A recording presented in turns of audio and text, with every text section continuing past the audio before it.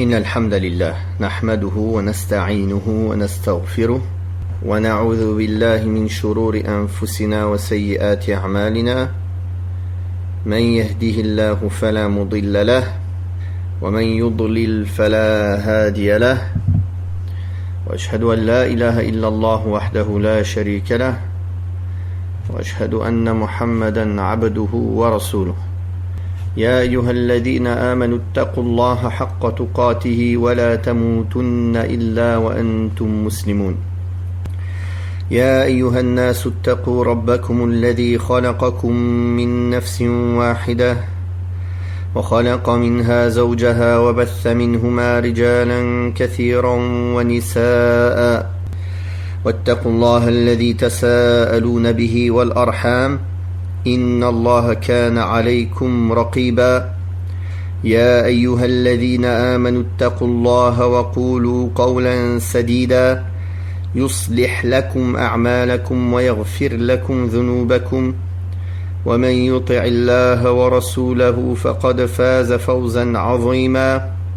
أما بعد، فإن أصدق الحديث كتاب الله، وخير الهدي هدي محمد صلى الله عليه وآله وسلم، وشر الأمور محدثاتها، وكل محدثة بدعة، وكل بدعة ضلالة، وكل ضلالة في النار.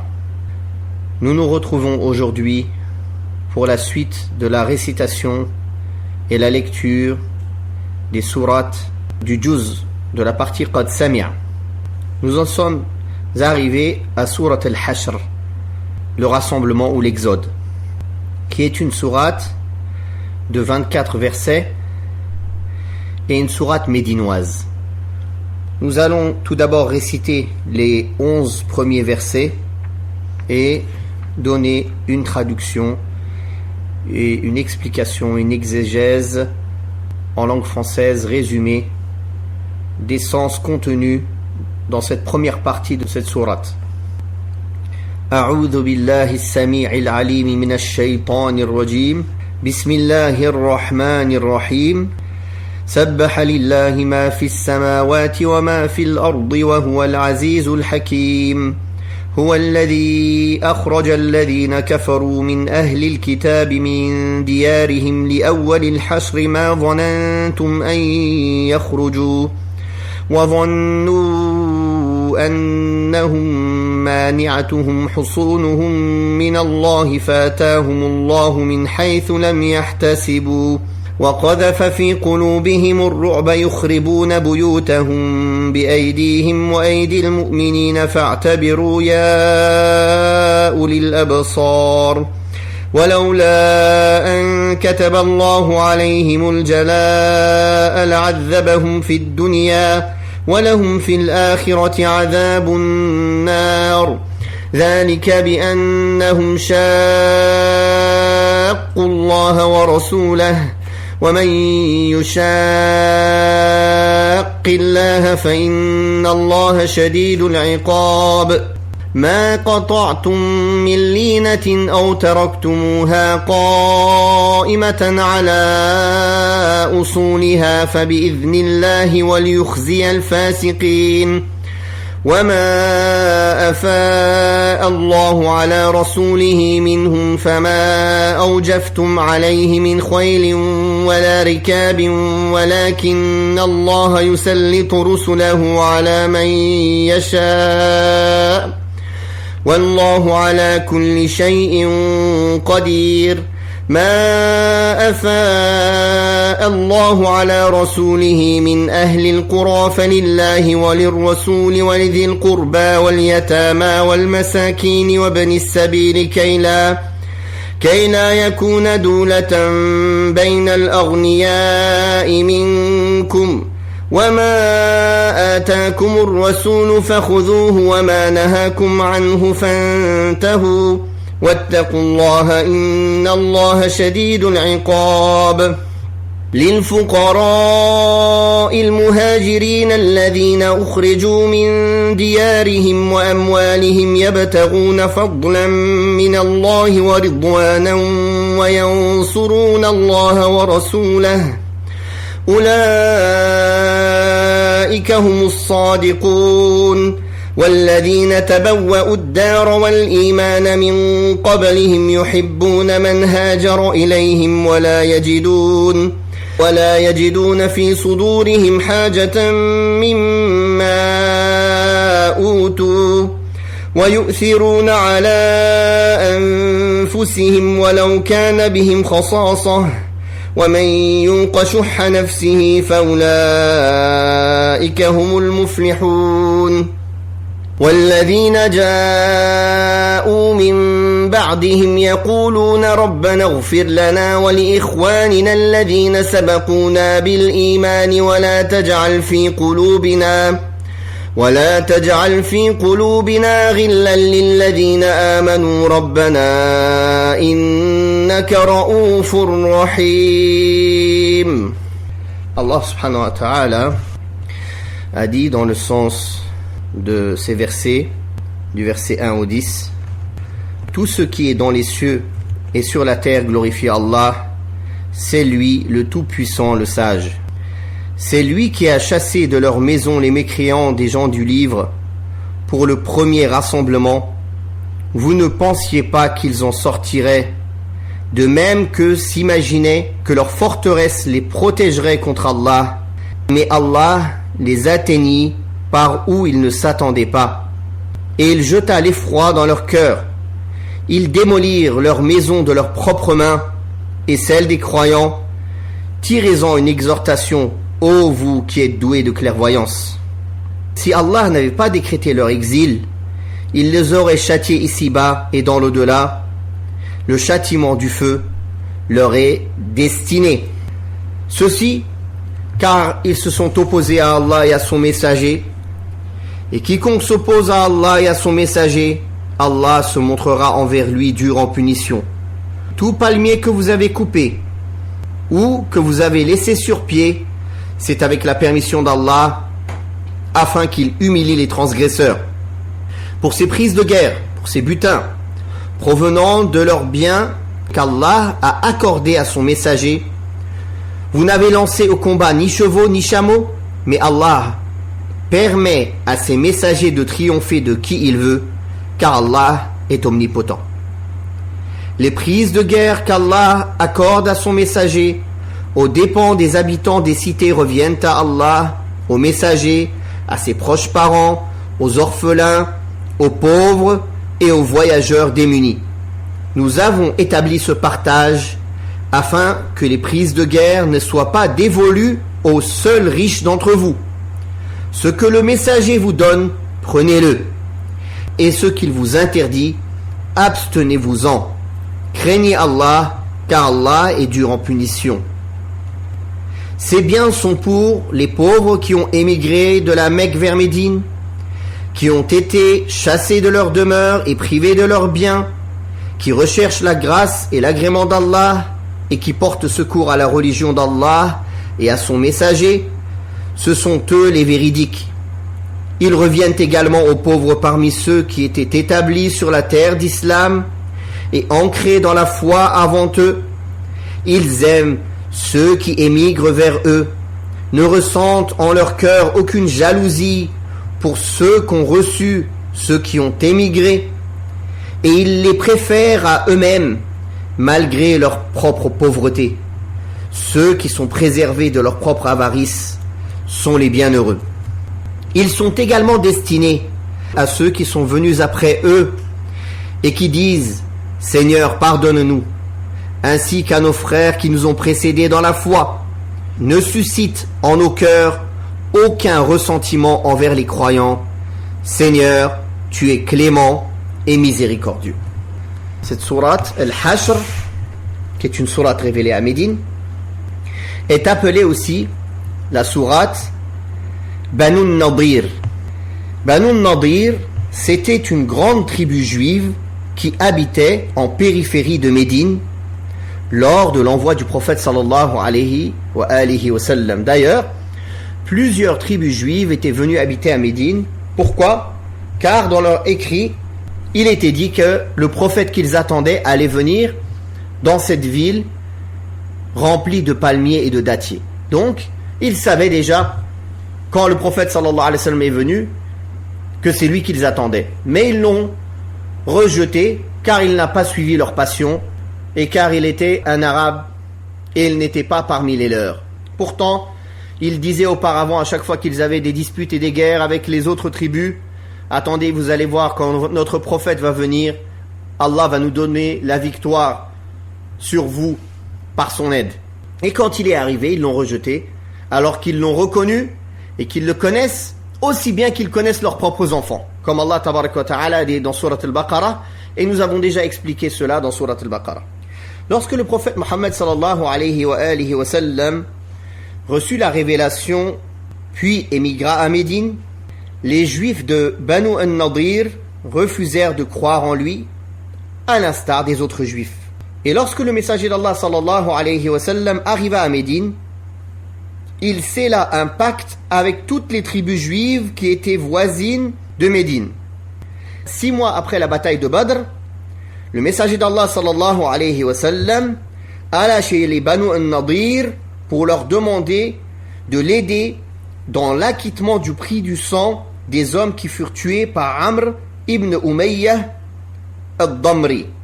Ils lui dirent: nous ferons tout ce que tu veux, ô Abul Qasim, qui était la kunya du prophète Mohammed sallallahu alayhi wa sallam. Reste ici en attendant que nous te réglions ta requête. Ils s'isolèrent alors loin des regards et Shaytan, Satan, leur suggéra de comploter pour tuer le prophète sallallahu alayhi wa sallam.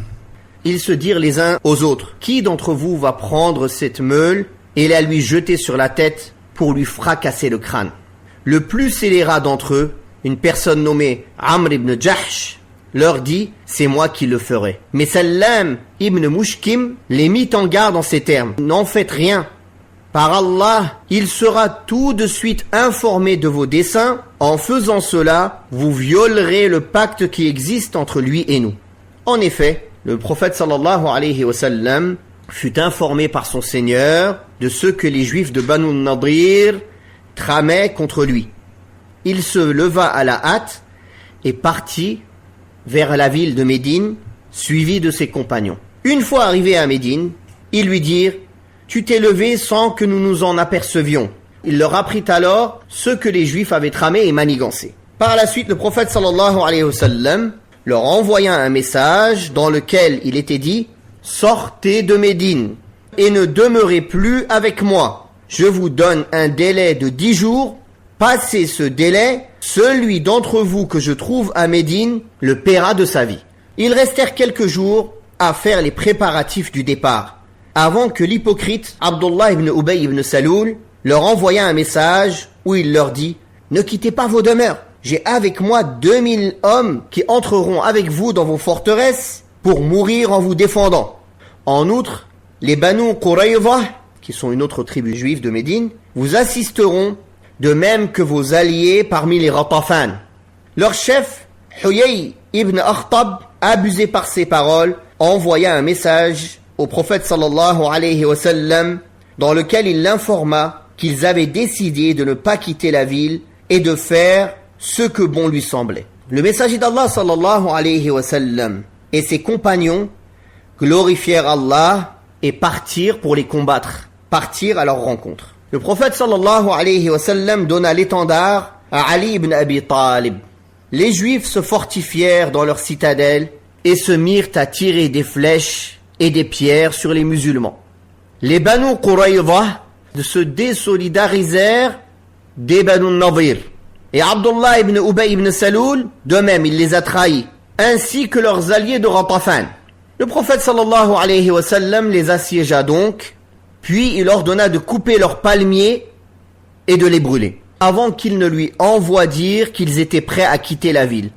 Le prophète sallallahu alayhi wa sallam leur imposa certaines conditions, à savoir sortir leurs personnes et leurs familles en emportant avec eux que ce que pouvaient porter leurs chameaux, à l'exception des armes. Il fit saisir leurs biens et leurs armes. Les terres des Banu an-Nadir furent mises à la disposition du prophète sallallahu alayhi wa sallam pour parer aux aléas et aux vicissitudes du temps et pour l'intérêt des musulmans. Le prophète sallallahu alayhi wa sallam n'imposa pas de gain sur ces terres parce que c'était Allah qui lui avait permis de les conquérir. Quant aux juifs de Banu Qurayza, ils furent aussi expulsés à Khaybar avec leur chef. Parmi les armes que le prophète sallallahu alayhi wa sallam leur fit saisir, il y avait 50 côtes de mailles, 50 casques en métal et 340 épées. Tel est le récit de cette expédition, comme l'ont rapporté les historiens. Allah subhanahu wa ta'ala a commencé cette sourate en rappelant que tout ce qui se trouve dans les cieux et sur la terre célèbre la louange de leur Seigneur subhanahu wa ta'ala, le purifie de tout ce qui ne sied pas à sa majesté et l'adore en se soumettant à sa majesté, car il est le Tout-Puissant qui a soumis toutes choses et à qui rien ne résiste ou n'est difficile. Il est le sage, subhanahu wa ta'ala, dans sa création et sa disposition de ses créatures. Il ne crée rien qui soit vain et ne légifère rien qui ne soit avantageux pour les créatures. Il ne fait que ce qu'implique sa sagesse, subhanahu wa ta'ala. Tout ce qu'Allah décrète est fait avec sagesse. Que l'on comprenne ou que l'on ignore cette sagesse. Car notre sagesse et notre compréhension est limitée par rapport à la sagesse infinie d'Allah subhanahu wa ta'ala qui englobe toutes choses. Il en est ainsi de cette victoire qu'il accorda à son messager sallallahu alayhi wa sallam sur ceux qui ont mécru parmi les gens du livre et qui font partie de Banu an-Nadir. Lorsqu'ils trahirent son prophète sallallahu alayhi wa sallam, et ceci est le cas des juifs tout le temps, qui trahissent les pactes, qui ne respectent jamais aucun pacte. Et Allah lui donna la victoire en les expulsant de leur demeure et de leur pays auquel ils s'étaient habitués et qu'ils ont aimé. Leur expulsion est considérée comme le premier revers et exode qu'Allah leur fit subir par la main de son prophète sallallahu alayhi wa alihi wa sallam. Ils partirent vers Khaybar, qui est une ville plus au nord de l'Arabie. Khaybar. Le noble verset indique en outre qu'ils auront une autre expulsion. Cette deuxième expulsion a eu lieu en effet lorsque le prophète sallallahu alayhi wa sallam les expulsa de Khaybar avant qu'Omar ibn al-Khattab radiyallahu anhu n'en expulse le reste. Allah Ta'ala dit dans les premiers versets: vous ne pensiez pas, ô vous les musulmans, qu'ils s'en iraient de leur forteresse en raison de leur fortification et de leur inaccessibilité. De même qu'eux pensaient qu'ils seraient protégés contre Allah par leur forteresse, c'est-à-dire que leur forteresse les leurrèrent au point de croire que personne ne pouvait les prendre d'assaut et en venir à bout. Mais Allah subhanahu wa ta'ala est venu à bout de leur forteresse, car aucune forteresse ou citadelle, si forte et si puissante soit-elle, ne résiste à la volonté d'Allah subhanahu wa ta'ala, à sa puissance et son pouvoir. C'est pour cela qu'il a dit: mais Allah les atteignit par où ils s'y attendaient le moins, c'est-à-dire de la direction et de la porte par laquelle ils ne pensaient pas qu'ils seraient surpris. À vrai dire, il jeta l'effroi dans leur poitrine, dans leur cœur, c'est-à-dire la grande terreur, qui est une des grandes armes du Seigneur subhanahu wa ta'ala. Une arme devant laquelle ni le nombre, ni les équipements, ni la force, ni la rigueur ne peuvent résister. Ils s'imaginaient que leur forteresse était inexpugnable et imprenable. Mais celui qui ne met pas sa confiance en Allah n'est jamais fort, et celui qui cherche un abri en dehors d'Allah, cet abri sera la cause de sa perte. C'est ainsi qu'un ordre divin descendit sur leur cœur, en y enlevant toute force et toute fermeté, et en y mettant de la faiblesse, de la lâcheté et de la défaillance. Ils perdirent alors la détermination et la volonté de résistance, qui se retournèrent contre eux-mêmes. C'est pour cela qu'Allah Ta'ala a dit dans le sens: au point qu'ils démolirent à l'aide des croyants leur demeure avec leurs propres mains. C'est-à-dire qu'ils ont conclu un accord avec le prophète Mohammed sallallahu alayhi wa sallam, stipulant qu'ils emporteraient ce que leurs chameaux pourraient porter. Ils se mirent alors à partir de ce moment-là à démonter leurs toits, leurs portes, ce qui amena les croyants à démolir leurs demeures et leurs forteresses. À cause de leur inéquité et de leur ruse, ils furent la cause de leur propre perte. Puis Allah appelle les croyants à méditer. Méditez cette leçon, vous qui êtes doués d'intelligence, c'est-à-dire à la clairvoyance aiguë et à l'intelligence complète. Cet événement est de nature à faire comprendre l'attitude d'Allah envers les opposants à la vérité, ceux qui suivent leur passion, mais qui ne peuvent être protégés par leur puissance, ni être à l'abri dans leur forteresse. Lorsque l'ordre d'Allah survient et qu'ils doivent assumer les conséquences de leur comportement, il y a là matière à réflexion. Ce verset invite à la réflexion en comparant une chose à une autre chose similaire, en usant du raisonnement par analogie et en réfléchissant à ce que contiennent les règles juridiques comme signification et dessein sage qui sont à la base de la raison et de la réflexion. Ce faisant, la raison s'amplifie, l'intelligence s'illumine, la foi augmente et à la clé, on arrive à comprendre mieux les choses. Ensuite, Allah subhanahu wa ta'ala nous informe que ces juifs n'ont pas subi tout le châtiment qu'ils méritaient et qu'Allah a été indulgent envers eux. En effet, s'il ne leur avait pas prescrit l'exode avec son décret qui ne saurait être changé ou détourné, ils auraient subi une autre forme de châtiment et d'avilissement en ce bas monde. Cependant, bien qu'ils aient été épargnés du châtiment rigoureux dans ce bas monde, il n'en demeure pas moins que le châtiment du feu les attend dans l'au-delà, un châtiment dont seul Allah connaît la rigueur. Qu'ils n'aillent donc pas s'imaginer que leur châtiment est expiré et qu'ils ne subiront plus de supplice, car ce qu'Allah leur a préparé dans l'au-delà est plus grand et plus rigoureux encore. En outre, ces gens-là ont manifesté leur hostilité et leur opposition à Allah et à son messager sallallahu alayhi wa sallam en se rebellant contre eux, en les combattant et en leur désobéissant. Or, telle est l'attitude d'Allah tabaraka wa ta'ala envers ceux qui se rebellent contre lui. Quiconque se rebelle contre Allah, Allah est rigoureux dans son châtiment. Dans la mesure où les Banu Nadir ont reproché au prophète sallallahu alayhi wa sallam et aux musulmans le fait d'avoir coupé les palmiers et les arbres en prétendant qu'il s'agissait là d'un acte de dépravation et en trouvant un prétexte pour dénigrer les musulmans, Allah subhanahu wa ta'ala rappelle que le fait de couper des palmiers ou leur maintien, tout cela découle de sa permission et de son ordre dans le but de confondre les pervers. Puisqu'il vous a permis de couper leurs palmiers et de les brûler par châtiment et avilissement pour eux dans ce bas monde, afin que soit connue leur incapacité totale à préserver leurs palmiers qui sont l'objet de leur force. Telle était la situation des Banu Nadir et comment Allah les a châtiés dans ce bas monde. Ensuite, Allah subhanahu wa ta'ala mentionne à qui reviennent et à qui passeront leurs biens et leurs objets en disant « Les biens pris à l'ennemi et qu'Allah a accordé à son messager, c'est-à-dire des biens pris au Banu Nadir, vous, ô musulmans, n'avez engagé, c'est-à-dire vous n'avez mobilisé, rassemblé, regroupé ni chevaux, ni chameaux pour vous en emparer. C'est-à-dire que vous ne vous êtes pas fatigués pour les obtenir.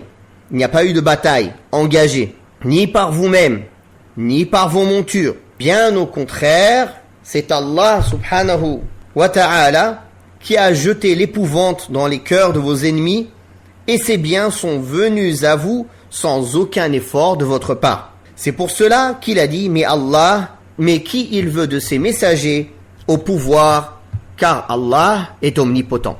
Son omnipotence est telle que rien ne s'oppose à lui et personne ne devient puissant sans qu'il ne le décide et qu'il ne le veuille, subhanahu wa ta'ala. El-Fay, selon la définition du El-Fay par les jurisconsultes, il s'agit de ce qui est pris à juste titre aux mécréants, sans bataille ni combat, comme ces biens qu'ils ont laissés en s'enfuyant à l'arrivée des musulmans. Il est appelé butin, prise de guerre, parce qu'il est passé des mécréants qui ne le méritent pas aux musulmans qui le méritaient. La règle générale régissant le butin, comme l'a mentionné Allah tabaraka wa ta'ala, est la suivante. Le butin qu'Allah a accordé à son messager aux dépens des habitants de la cité, que ce soit à l'époque du prophète sallallahu alayhi wa sallam ou après lui au profit de ceux qui sont en charge des affaires de sa communauté, c'est-à-dire les dirigeants des musulmans. Ce butin sera réparti entre Allah et son messager, les proches, les orphelins, les indigents et les voyageurs. Ce verset est semblable à cet autre verset qui se trouve dans Surat Al-Anfal. Et sachez que quel que soit le butin dont vous vous êtes emparé, le 5e en revient à Allah et à son messager, ainsi qu'à sa parenté, aux orphelins, aux indigents et aux voyageurs. Ainsi donc, le butin doit être partagé en 5 parts. 1/5 pour Allah et son messager, c'est-à-dire qu'il doit être consacré aux besoins des musulmans dans tous les domaines. Le prophète sallallahu alayhi wa sallam en prenait ce qu'il avait besoin pour vivre lui et sa famille pour 1 an, et le reste il le partageait pour les besoins des musulmans en général, autres que ceux qui sont cités dans les catégories ici. Un autre 5e pour les proches parents du prophète sallallahu alayhi wa sallam, les Banu Hashim et les Banu Abdul Muttalib, où qu'ils soient, femmes ou hommes. Si les Banu Abdul Muttalib sont concernés par ce partage avec les Banu Hashim, à l'exclusion du reste des Banu Abdul Manaf, c'est parce qu'ils ont participé avec les Banu Hashim dans la quarantaine des environs de la Mecque, où les Qurayshites les assignèrent à un embargo sévère. Les Banu Abdul Muttalib se solidarisèrent avec le messager d'Allah sallallahu alayhi wa sallam, contrairement aux autres tribus. C'est pour cela que le prophète sallallahu alayhi wa sallam a dit, en parlant des Banu Abdul Muttalib, ne m'ont jamais quitté, ils ne m'ont jamais quitté ou ils ne m'ont jamais délaissé, que ce soit dans l'époque anté-islamique ou dans l'islam. Il faut savoir que la sagesse, que une partie de ce butin revienne au prophète sallallahu alayhi wa sallam et à la famille du prophète sallallahu alayhi wa sallam, c'est parce que le prophète sallallahu alayhi wa sallam, ses descendants et sa famille n'ont pas le droit à la zakat. Elle est interdite pour eux. Elle est interdite. La zakat, c'est aujourd'hui tous les descendants du prophète sallallahu alayhi wa sallam qui existent, ils n'ont pas le droit de prendre la zakat, même s'ils sont pauvres. Mais on doit leur donner de l'argent du commun des musulmans, ou quand il y a des batailles, une part du butin. Après, les savants ont divergé s'il n'y a rien à leur donner à part la zakat. Est-ce qu'il est permis en cas de nécessité de leur donner ou non? Ça, c'est une autre question. Nous, on parle à la base. À la base. Donc voilà pourquoi Allah tabaraka wa ta'ala leur a déterminé une part du butin. Car il est interdit pour le prophète sallallahu alayhi wa sallam et pour sa famille d'accepter la zakat. Puis, un autre 5e est destiné pour les indigents parmi les orphelins, c'est-à-dire ceux qui n'ont pas de père et qui ne sont pas majeurs. C'est ça un orphelin. Celui qui a perdu son père avant la puberté. Tout enfant qui a perdu son père avant la puberté est un orphelin. Qu'il ait perdu son père seul ou son père et sa mère. Un autre 5e est destiné aux pauvres en général. Et un autre 5e aux voyageurs étrangers qui sont loin de chez eux et qui ont besoin d'argent. Allah Ta'ala a prescrit ce partage et limité le butin entre ces catégories afin qu'il ne soit pas dévolu aux seuls d'entre vous qui sont riches. En effet, s'il n'avait pas fait ce partage, le butin aurait été accaparé par les riches et les forts et rien ne resterait aux faibles et aux impuissants. Cela donnerait lieu à des injustices dont seul Allah connaît les conséquences. En outre, la conformité à l'ordre d'Allah et à sa loi implique des avantages innombrables. C'est pour cela qu'Allah a ordonné cette règle générale et ce principe fondamental en disant « Ce que le messager vous donne, prenez-le. Et ce qu'il vous interdit, abstenez-vous-en. » Ceci englobe aussi bien les principes de la religion que les questions subsidiaires. Il implique aussi son aspect apparent et caché. Ce que le prophète Mohammed sallallahu alayhi wa sallam apporte doit être appliqué par les croyants sans aucune contestation de leur part. Car ce que le prophète sallallahu alayhi wa sallam prescrit comme règle est pareil à ce qu'Allah prescrit comme règle. Car il ne parle pas sous l'effet de la passion. Ce n'est qu'une révélation émanant d'Allah. Nul n'a le droit, la permission ou l'excuse de transgresser cette règle. Et il n'est pas permis de faire passer la parole d'un autre sur la parole du prophète sallallahu alayhi wa sallam. Ensuite, Allah tabaraka wa ta'ala ordonne de s'imprégner de sa crainte révérentielle avec laquelle sont comblés les cœurs et les âmes dans ce bas monde et dans l'autre, et qui est la cause du bonheur éternel et du succès immense. A contrario, son abandon est la cause du malheur éternel et du châtiment permanent. Il a dit à cet effet subhanahu wa ta'ala dans le sens « Et craignez Allah, car Allah châtie sévèrement ». Il châtie sévèrement ceux qui délaissent la piété et préfèrent suivre leur passion. Ensuite, Allah tabaraka wa ta'ala mentionne la sagesse et la raison qui ont motivé ce partage du butin au profit de ceux qu'il a déterminés en précisant ce qu'ils méritent. Il s'agit des émigrés qui ont abandonné tout ce qui est aimé à leurs yeux et auquel on est accoutumé comme demeure, pays, amis, bien-aimés et richesses par amour d'Allah et de son messager et volonté de faire triompher sa religion. Ces gens-là sont les sincères dans leur amour, qui œuvrent selon leur foi et dont la foi est attestée par leurs bonnes œuvres et les actes dévotionnels difficiles, contrairement à ceux qui prétendent être croyants sans attester leur foi par le combat au service d'Allah, l'émigration et les autres actes dévotionnels. Il s'agit aussi des Ansar, après les Muhajirin, les exilés, les Ansar, c'est-à-dire les Aws et les Khazraj, qui ont cru en Allah et en son messager, de leur plein gré, par amour et de leur propre choix, qui ont accueilli le prophète sallallahu alayhi wa sallam et l'ont protégé contre tous ses ennemis, qui ont établi la demeure de l'émigration et de la foi jusqu'à ce qu'elle soit devenue le refuge et l'abri des croyants, des émigrés et des musulmans, lorsque tous les pays étaient des lieux de guerre, des lieux de polythéisme et de méfaits. Les muhajiroun, les émigrés, ne cessèrent d'arriver chez les Ansar à Médine jusqu'à ce que l'islam se fortifia et se répandit peu à peu en gagnant les cœurs par la science, la foi et le Coran et en faisant la conquête des pays par la bonne parole et l'épée. Parmi les belles vertus de ces gens-là est qu'ils accueillent les émigrés avec joie. Ces Ansar, les gens de Médine, ils ont accueilli ces émigrés avec joie, en raison de leur amour pour Allah et de son messager sallallahu alayhi wa sallam. Par conséquent, ils aimèrent les bien-aimés d'Allah et aimèrent ceux qui font triompher la religion d'Allah. Car ils ont aimé pour Allah, se sont alliés pour Allah, ont détesté pour Allah et ont pris à partie pour Allah. Et ceci est l'anse la plus solide de la foi. Ceci sans ressentir la moindre jalousie, la moindre envie pour ce que ces derniers recevaient. C'est-à-dire qu'ils n'étaient pas envieux vis-à-vis des émigrés, des muhajirin, pour ce qu'Allah leur avait donné comme faveur et qu'il les a distingués par des qualités et des vertus dont ils sont dignes. Cela est la preuve de la pureté de leur cœur et de l'absence de tout mauvais ressentiment, jalousie ou animosité en eux.